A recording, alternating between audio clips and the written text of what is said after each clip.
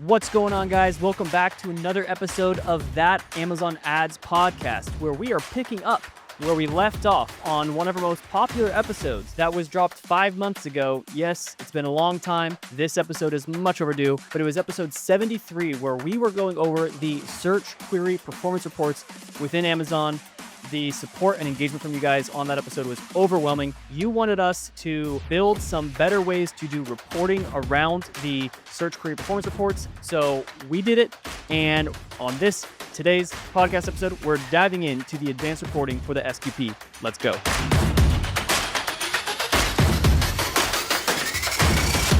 All right, everybody, the search query performance report, one of my favorite pieces that Amazon has released within Seller Central.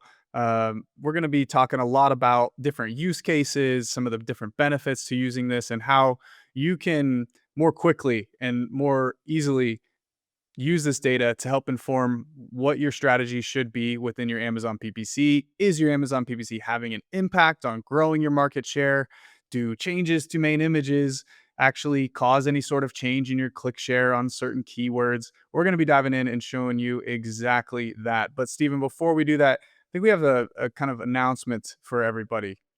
A little bit. And before the announcement, I've got more information to say, which is go back and watch episode 73 if you haven't, because we're not going to rehash all of the reasons why that's important. But I will rehash one thing, which is something that we said on that podcast, is that the most difficult thing about the SQP reports in their current state is that they were not accessible via Amazon's API, which means you needed to go in and download one report at a time, which could be extremely cumbersome. And then we had our friend Yuri Rahimi come on for another episode where he had created a bot kind of crawler thing for Google Chrome that could go through and download those reports for you, but would still take a very long time.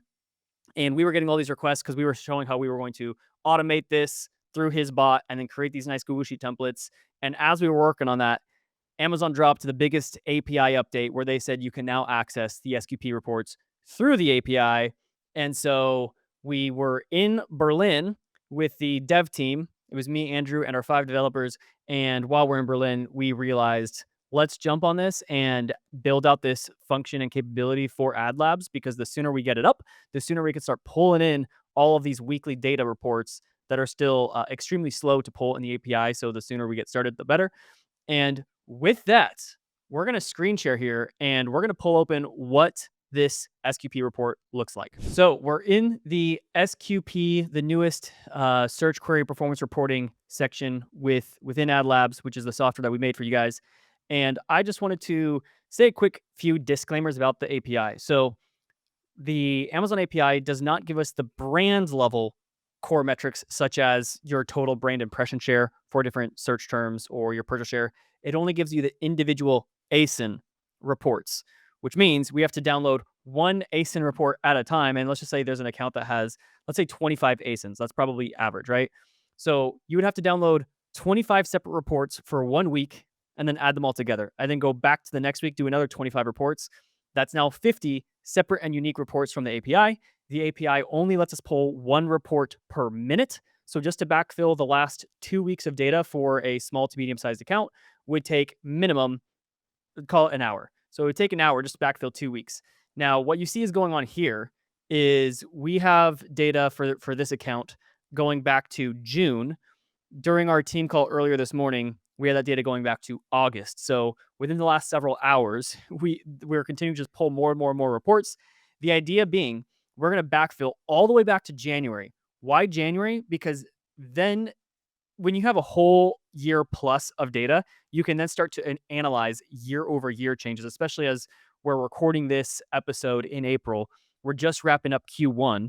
So being able to look back on all of Q1 and see, why did my sales increase or decrease? Why did my ACOS increase or decrease? What's going on here? To be able to analyze all of the Q1 search volume data and these metrics up here that Andrew's going to talk about in just a little bit, being able to see those year-over-year trends for an entire quarter is massively, massively helpful data for interpreting your KPIs and strategizing your marketing plans and goals. So just so you guys know, this normally when you sign up for AdLabs, we just backfill the last 60 days of data, including your SQP data. But for the month of May, which is when this episode is going live, for the whole month of May, if you sign up during the month of May, we will backfill the last 18 months for you, going all the way back to the start of 2024 in your SQP data. So make sure you sign up this month to take advantage of that. This is also the year 2025, in case if this episode lives long and goes into next year. It probably won't. Okay, Andrew, tell me about these metrics. And I'm gonna shorten this just for now. I'm just gonna go look at the last 4 weeks, which is basically March, and now we can see some better like period over period stats. But tell me, Andrew, what these like kind of top metrics mean here. There's a lot more metrics we could put in there, but I've just got my favorites to look at here. So walk us through these, what these metrics mean and why they're important. Yeah, absolutely. So, search query volume, the first one you've got pulled up there, that's going to be first party data access to actual query volumes over time. So, this is highly valuable for you to understand how the demand and the search demand for your market is changing over time. Like Steven alluded to earlier, having those year over year comparisons is super important. Let's just say your sales are down in Q1 this year. Maybe it's actually driven by just an overall retraction in your market, search volumes down. You'd be able to see that and be able to pinpoint and figure out what's the actual driving cause. Is it your PPC, or is it just like the overall market's trending down? And so that's a huge data point that I like to track very regularly, and it helps kind of inform whenever things are going well or when things are going bad. Usually, search volume is one of the first places that I'm going to look to help kind of figure out and pinpoint what's going on. Going from left to right there, we've got total click-through rate. This is just going to give you a overall benchmark for how frequently other competitors are getting clicked whenever people are searching for things. Same with total conversion rate. You'll get an idea of what the overarching average conversion rate for specific keywords, or in this case, we're actually aggregating specific keywords. Steven, do you have something? Yeah.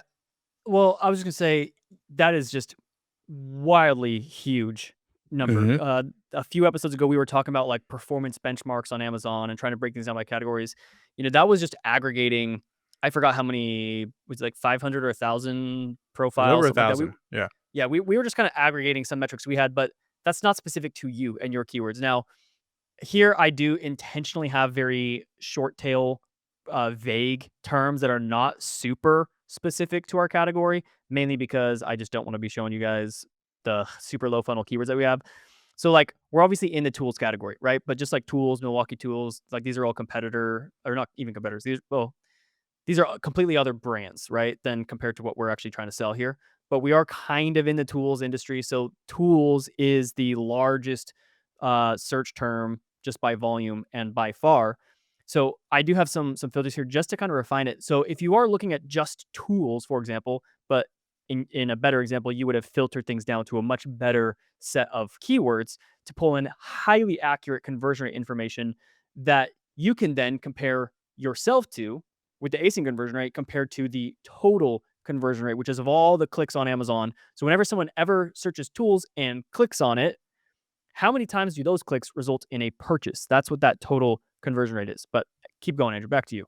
Yeah, and that's a great point. I mean, you can put your own ASIN's conversion rate next to the market average, and you can see just on what search queries do you actually outperform the average. And usually that's a great indicator for keywords that you're either already ranking really well on, or keywords that you could rank well on if you started actually pushing some additional traffic through them.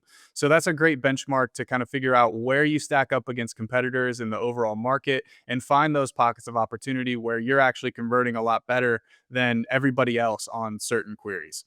Now, the next thing I'll mention on this is the old way of using the SQP report. You had to calculate all of these things. So Amazon gave you the raw data, then you actually had to go through and do all the calculations for total conversion rate, ASIN conversion rate. In here, it's just quick. It's just done. It's already right there at your fingertips, which is a huge value add and just absolutely makes things significantly faster for analyzing things.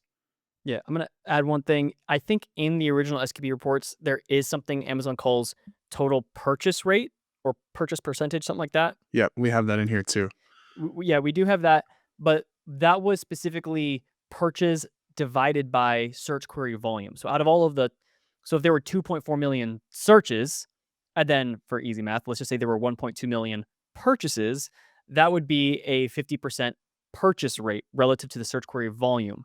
But Amazon calculates in your advertising conversion rate as orders divided by clicks. So not just how many times, it's not orders divided by impressions or orders divided by how the search volume, it's orders divided by clicks. So when they actually clicked onto a product, how many times did they purchase it? And that's where that conversion rate metric becomes key. And they don't give us that. So that is a field that you would have to manually calculate. And I also don't know, Andrew, now that I think about it, I don't think it necessarily means, I think if they click on one product and buy another product, I think that would still count as a conversion. Yeah, I'm not totally sure, but to what you were saying around just the total purchase percentage or total purchase rate, I think is what it was called. That's a great metric for identifying which keywords are actually driving purchases and which ones are more upper funnel browsy keywords. So usually on things that have a low total purchase rate, that's not a great place to be putting a lot of ad dollars, just because that's not what's actually driving purchases, unless your goal is to really drive upper funnel awareness and just be present in higher volume queries. But that total purchase rate will give you an idea of, are these keywords where people are actually going and converting, or are they just where people are shopping around looking at all the different options? And you can get a good idea of the different strategies that you can put together and group your keywords even by different funnel stages, and get a better sense of where to put the dollars to drive conversion. Yeah, and also just seeing like total median prices are huge too, because on that episode, the title was Amazon. It's the thumbnail says Amazon PPC statistics. I forgot what the episode title is, something along those lines. But we did talk about the importance of average order value and conversion rate. So that's another thing that's super duper helpful here. Where like if you do see that we don't have median in here. We could add that in there though. That could be a helpful thing. Looking at the total median sales prices. I guess it is tough to aggregate it because you got a bunch of different search terms and blah blah blah. Anyways, we'll figure that out. So yeah, and here's that example where total purchase rate is usually going to be a lot lower than the conversion rate, because this is just divided by a much larger denominator, i.e., the volume, not necessarily the clicks. Which, yeah, the conversion rate. Just going back to what I was saying earlier, it is, because I just was thinking we're just taking all the clicks and all the orders. It's not necessarily they clicked and ordered from the same thing. So yeah, it is just any time someone clicked on any product in Amazon and then ended up purchasing, whether or not it was that same product, that's going to be where that rate is. So that rate will probably likely usually be a little bit higher than yours, just because of how it's calculated and things like that. But still a phenomenal reference point, because you can see trends in that conversion rate as well. And we also need to switch this over probably to being I like line graphs for percentage rates rather than bars. But looking back, and I'm not sure how far our data goes now. I think we were backfilling to like June so far. We can see if we made any more progress. Yeah, we're still going back to June, but you can see how these conversion rates trend. And it's like, bing, here's Prime Day. And then bing, here's Prime Day number 2. And like, here's a key insight. Like, how did the conversion, if people are saying, hey, why didn't October Prime Day do as good as the July Prime Day? Well, you can say, well, the search query volume dropped from 1.8 million to 1.1 million. That's 1.1 divided by 1.8, a 40% decrease in search volume. And the conversion rates went from 5.4 to 4.7. That's a 13% decrease in conversion rate. So you got some phenomenal insights there, right? Actually, I think this is huge. So you have Black Friday, Cyber Monday. Actually, this is something we actually talk about all the time. You have these huge spikes in search volume on Black Friday, Cyber Monday. Lots of times you do, and you also have a good bump in that conversion rate there. It went from 3% to 4%. So you're going to have that sales bump, obviously, because of all the deals on Black Friday. But a lot of the search volume there is people just shopping for themselves or shopping to get ideas for Christmas. But ultimately, the biggest peak in those conversions really happens the week or 2 weeks before Christmas. That's your peak conversion rate. That's where, even though the volumes are declining, I mean, that's still a million searches, right? Like, you should be capturing as much of that 1 million searches. Like, that's where you would hope to see that your click share is like, going a lot higher there. This brand could have probably done more, I think, but they sold out. They were out of stock by the time December hit. So that's probably why that dropped. But yeah, like that's just critical insights for you to be like looking at these trends to know how to strategize. And you can see already, hopefully, why it's just so invaluable. But then also, when you're if you're a brand owner and you're trying to understand your own business, this is going to be how you understand the ebbs and flows. Why are my sales down? What are the reasons why sales would normally drop, excluding SQP for now, SQP data, just based on just what could happen with the competitors or with the brand's own products versus competitor products? What are a few of like the biggest reasons that come to mind for why sales might drop? Ultimately, I'm thinking like traffic decrease, so overall searches kind of dropping off. Your conversion rates decreased, which could be related to competitors running deals. So if you're not running deals, competitors are running deals, they're going to capture more of the market share there, and you might see a dip in your sales as people kind of shift towards buying other people's products. So those are just two that come to mind. You have anything else? Well, we did the episode, it was actually episode 15. We should probably redo it. But it was titled The Only 3 Ways to Grow Your Sales on Amazon. And that was in September of 2023, so almost like a year and a half ago. So I already kind of forget what we said there, but it was something along the lines of you either the traffic dropped or the conversion rate dropped. And so what this information is going to allow you to do is to see if you saw your conversion rate dropped, you can now find out, is that just me? Like if you find out the general marketplace conversion rates were actually increasing substantially while your conversion rates are decreasing, that's good intel. Now you know there's either something wrong with your listing. That's most likely the case. Maybe you dive in and you realize, especially if you're a vendor, you realize Amazon like skyrocketed your products prices. Like they used to sell for, $50 and Amazon repriced them at $90. Okay, that's a good indicator. Uh, or it could have just been that all your competitors were running deals because there was like a holiday or whatever and they were all running deals and you were not. Like lots of things to look into from there for why the conversion rate discrepancies would have occurred. But that's the first thing that you have to look at is this just me or is this a bigger market trend? If it's a bigger market trend, then first of all, that's just you can probably sleep a little bit easier at night knowing that it's kind of out of your control. But you also know, how can I strategize to fight against this? What are other tactics or alternative strategies we can do to try to fight against these declining conversion rates that we're seeing in a general sense? Going back to some of these scorecards here, I mean, probably the one metric that most of my clients are focused on and really love to see is that ASIN purchase share. Now, the purchase share gives you an idea of the total possible purchases that happened on Amazon. How many did you actually capture? And this helps you basically understand your share of the market and give you almost a market share. This is first party market share data essentially. Yeah, it's great. And so you can start to use this as information whenever you are trying to push spend on a certain keyword or push your ad spend on a certain product. You can see whether or not that ad spend is actually having an impact on you capturing more of the market as a whole on a Hmm. specific keyword or for a specific set of products. That's really one of those key indicators for growing on Amazon, and one thing that a lot of my clients anyway really like to watch to look at. And when I showed them this report, they were super excited to be able to track this on a regular basis. And the question that a lot of people are probably asking is, what's a good ASIN purchase share percentage?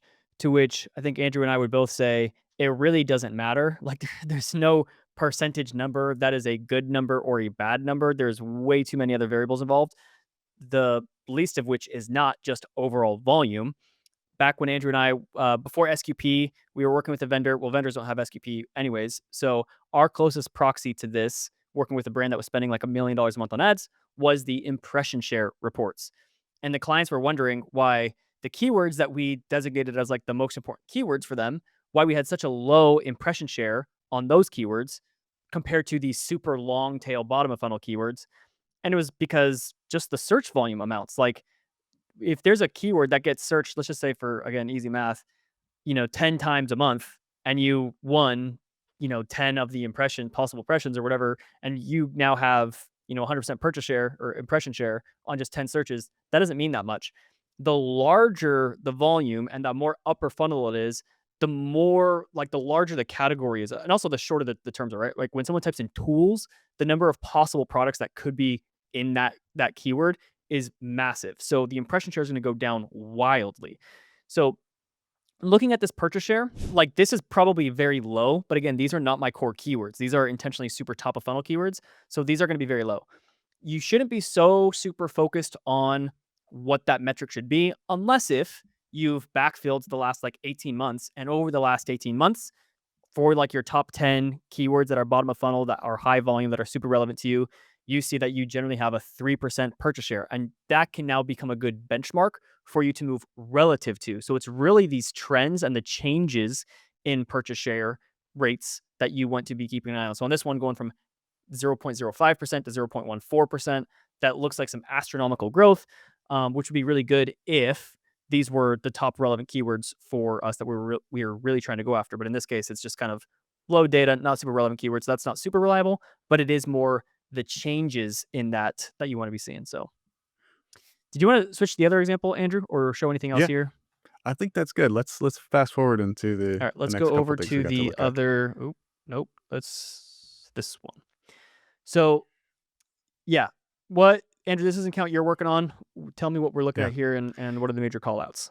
Yeah, biggest thing here. So one thing with the SQP report before it was available in the API was you could either look at a brand level or you could look at an individual ASIN level.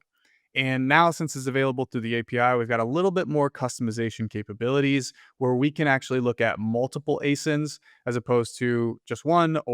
And some people might say, like, oh, I could just look at the brand report. But in reality, if we were to clear out this, it's going to change a lot because you can have multiple different products getting a little bit of purchase here and there on maybe not the exact keywords that they're supposed to, and so it kind of skews your data a little bit if you're just looking at an overall brand level.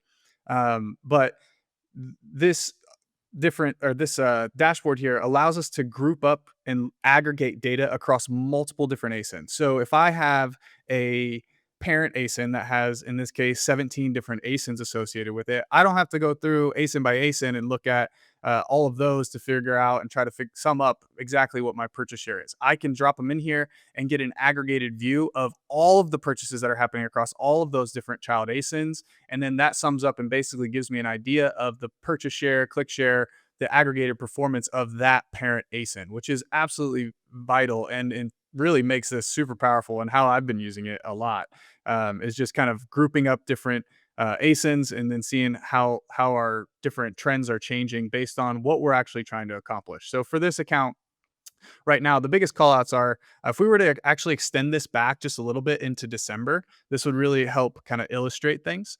I don't think it I'm goes not sure quite how much that far, December but data it's we have yeah, here. that's fine. This one It is gives me at still least undergoing the backfill process. yes, yes, it is. So, biggest thing here, if we're looking at ASIN purchase share here, we can see kind of a steady pickup. We also see a pretty nice pop in February.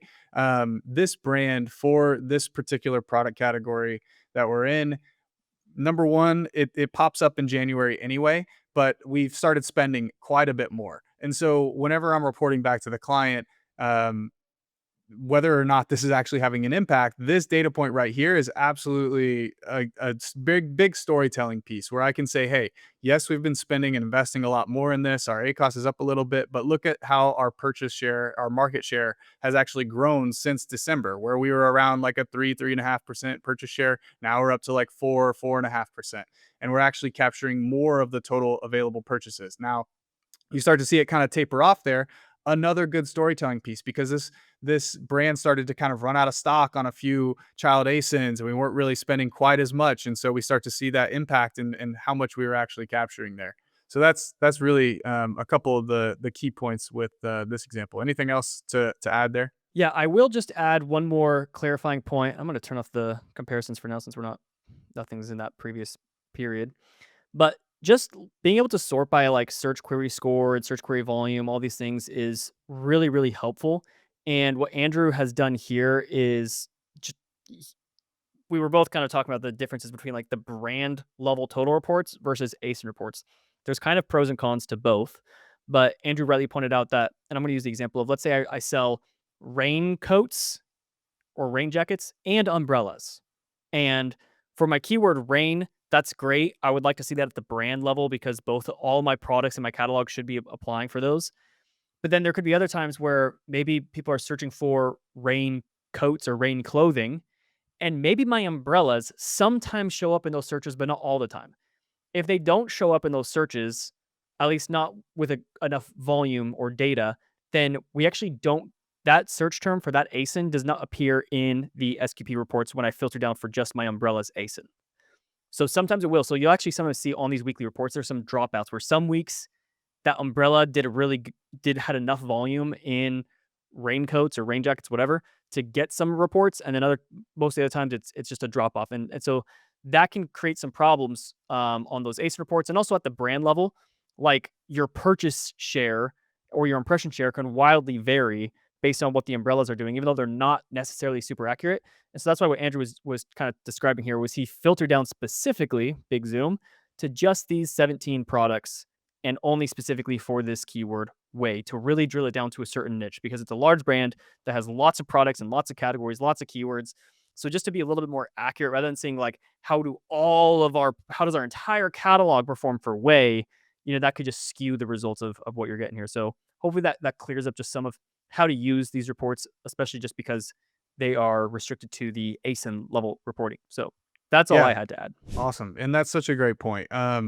This can be really helpful and effective whenever you have like extensions of your product line that live kind of within a similar category. So like for this one, they sell collagen, but they also sell an advanced version of that. They sell a marine collagen. They sell a coffee creamer that has collagen in it. And so there's a lot of different products that kind of show up within these similar queries. And so, maybe one ASIN isn't, necessarily capturing a ton of the purchase share or the volume there.